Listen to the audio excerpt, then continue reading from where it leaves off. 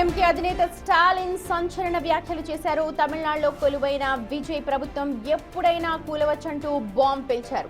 ముందస్తు ఎన్నికలకు క్యాడర్ అంతా సిద్ధంగా ఉండాలి అనంటూ పిలుపునిచ్చారు. అలాగే అసెంబ్లీ ఎన్నికల్లో ఓటమికి గల కారణాలను విశ్లేషించుకు ప్రజల నుంచి ప్రత్యక్ష అభిప్రాయాలను సేకరించేందుకు 36 మంది సభ్యులతో కూడిన ఒక ప్రత్యేక కమిటీని కూడా స్టాలిన్ ఏర్పాటు చేశారు.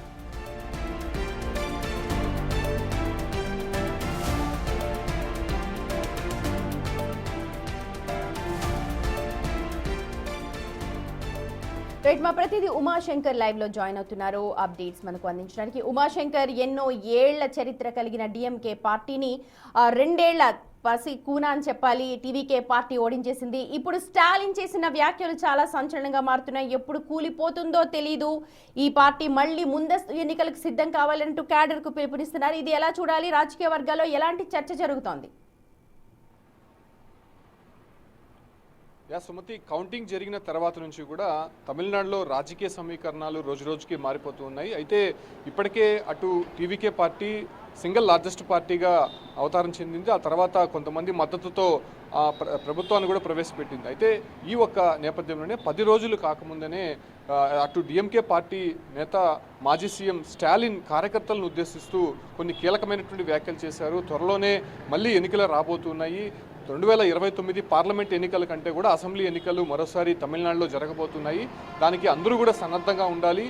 ఖచ్చితంగా మళ్ళీ డిఎంకే ప్రభుత్వము సూర్యుడు మళ్ళీ ఉదయించే రకంగా కూడా పెద్ద సంఖ్యలో తమిళనాడులో సీట్లు డిఎంకే పార్టీకి రాబోతున్నాయనేటువంటి మాటలు కార్యకర్తల్ని కొంత ఉత్తేజపరిచినప్పటికీ కూడా అటు ఇండైరెక్ట్గా విజయ్ ప్రభుత్వాన్ని టార్గెట్ చేస్తూ స్టాలిన్ చేసినటువంటి వ్యాఖ్యలు ప్రస్తుతం తమిళనాడు వ్యాప్తంగా కూడా సంచలనంగా మారిందని చెప్పుకోవచ్చు. నిన్న జరిగినటువంటి పార్టీ కార్యదర్శుల సమావేశంలో స్టాలిన్ ఈ రకమైనటువంటి వ్యాఖ్యలు చేయడం ఒక రకంగా అక్కడ ఉన్నటువంటి వాళ్ళనే షాక్కు గురి చేసిందని చెప్పుకోవచ్చు. అంటే మొదటి నుంచి కూడా అటు టీవీకే పార్టీ విజయ్కి 108 సంఖ్యాబలం ఉన్నప్పటికీ కూడా మద్దతు తెలపడంలో మాత్రం డిఎంకేకి మిత్రపక్షాలుగా ఉన్నటువంటి కాంగ్రెస్, సిపిఐ, సిపిఎం, వీసీకే, అదే రకంగానే ఐయుఎంఎల్ పార్టీలు చాలా కీలకంగా వ్యవహరించాయి. సో అందుకనే టీవీకే పార్టీ విజయ్ ప్రభుత్వాన్ని ప్రవేశపెట్టడానికి కూడా వాళ్ళు చాలా దోహదపడ్డారని చెప్పుకోవచ్చు. అయితే స్టాలిన్ మొదటి నుంచి కూడా చాలా హుందాగానే మాట్లాడుతూ వస్తున్నారు. విజయ్కి సింగిల్ మ్యాండేట్లో ప్రజలు మద్దతు ఇచ్చారు కాబట్టి ఖచ్చితంగా ప్రభుత్వాన్ని ప్రవేశపెట్టేందుకు ఆహ్వానించాలని చెప్పి కూడా అటు గవర్నర్ కూడా అనేక సందర్భాల్లో ప్రశ్నించినటువంటి పరిస్థితి. సో అటు తర్వాత జరిగినటువంటి పరిణామాల నేపథ్యంలోనే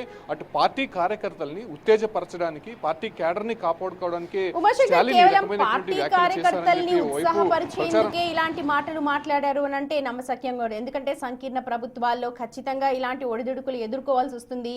మీరు అన్నట్టుగా డిఎంకేకి సన్నిహితంగా ఉన్న కాంగ్రెస్ పార్టీ, ఇతర పార్టీలన్నీ కూడా టీవీకే పార్టీ ఏర్పాటుకు, ప్రభుత్వాన్ని ఏర్పాటు చేయడానికి వాళ్లకు మద్దతు ఇచ్చాయి.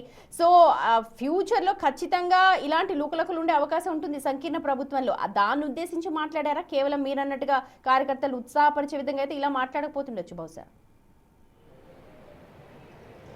అంటే టీవీకే పార్టీకి సంఖ్యాబలం అనేది తక్కువ ఉన్నప్పుడు అటు స్టాలినే ఇండైరెక్ట్గా మద్దతు ప్రకటించారు వాళ్ళ మిత్రపక్షాల ద్వారా. సో ఇప్పుడు జరుగుతున్నటువంటి సిచ్యువేషన్స్ మేరకు అటు అన్నాడీఎంకేలో ఇప్పటికే చీలికలు ఏర్పడ్డాయి. అటు పళనిస్వామి ఒక వర్గంగా ఏర్పడి అటు షణ్ముగము, వేలుమణి వర్గం మరో వర్గంగా ఏర్పడింది. దాదాపు 25-30 మంది ఎమ్మెల్యేలు అటు షణ్ముగం వర్గం వైపు ఉన్నారు. వాళ్ళు ఎటువైపు వెళ్తారనేటువంటి సందిగ్ధత ప్రస్తుతం తమిళనాడు వ్యాప్తంగా కూడా కొంత సంచలనంగా మారింది. ఒకవేళ డిఎంకేకి మద్దతు తెలిపినా లేకపోతే టీవీకే పార్టీకి మద్దతు తెలిపినా కూడా ఎక్కడ కూడా మెజారిటీ సీట్లు అనేది సంఖ్యాబలం అనేది ఎవరికి రాదు. ఎందుకంటే టీవీకే పార్టీకి దాదాపు 107 సీట్లు వచ్చాయి కాబట్టి. సో ఇప్పుడు స్టాలిన్ చేసినటువంటి వ్యాఖ్యల నేపథ్యంలోనే అంటే ఒక రకంగా ఆయన ఎందుకు ఓడిపోయాము, తమిళ ప్రజలు ఎందుకు తమకి ఆదరణ కరువైందనేటువంటి విషయాలు చెప్తూనే దానిపైన ఒక 36 మందితో కమిటీ వేస్తున్నాము. ఎందుకు డిఎంకే పార్టీ ఈ రకమైనటువంటి ఓటమి చెందింది, భవిష్యత్తులో ఏ రకమైనటువంటి విధానాన్ని అనుసరించి ప్రజల్లోకి వెళ్ళాలనేటువంటి ప్రజాభిప్రాయాన్ని సేకరించాలని చెప్పి ఒక కమిటీ వేస్తూనే అటు ఈ రకమైనటువంటి వ్యాఖ్యలు చేయడం ఇది కంప్లీట్గా ఒక రకంగా ప్రభుత్వ ఏర్పాటు జరిగి 10 రోజులు కూడా గడవక ముందే ఈ రకమైనటువంటి వ్యాఖ్యలు అంటే విజయ్ చేసినటువంటి వ్యాఖ్యలు దాదాపు 10 లక్షల కోట్ల మేర తమిళనాడు వ్యాప్తంగా తమిళనాడు ప్రజలపైన అధిక భారం మోపింది స్టాలిన్ ప్రభుత్వం అనేటువంటి వ్యాఖ్యలు చేశారు. అప్పటి నుంచి కూడా ఈ రెండు పార్టీల మధ్య చాలా కీలకమైనటువంటి మాటల యుద్ధం కొనసాగుతూనే ఉంది. సో ఇప్పుడు ఈ స్టాలిన్ చేసినటువంటి వ్యాఖ్యలకు సంబంధించి కేవలం కార్యకర్తల్ని ఉద్దేశించి కార్యకర్తల్ని ఉత్తేజపడడానికే స్టాలిన్ ఈ రకమైనటువంటి వ్యాఖ్యలు చేశారే తప్ప తమే ఇంకొక ఉద్దేశం కాదని చెప్పి కూడా పార్టీ కేడర్ నుంచి కొంతమందిని right Umashankar, thank you so much. చూద్దాం మరి దీనిపైన టీవీకే ఎలాంటి స్పందన చెప్తుందో, టీవీకే ఏం మాట్లాడుతుందో.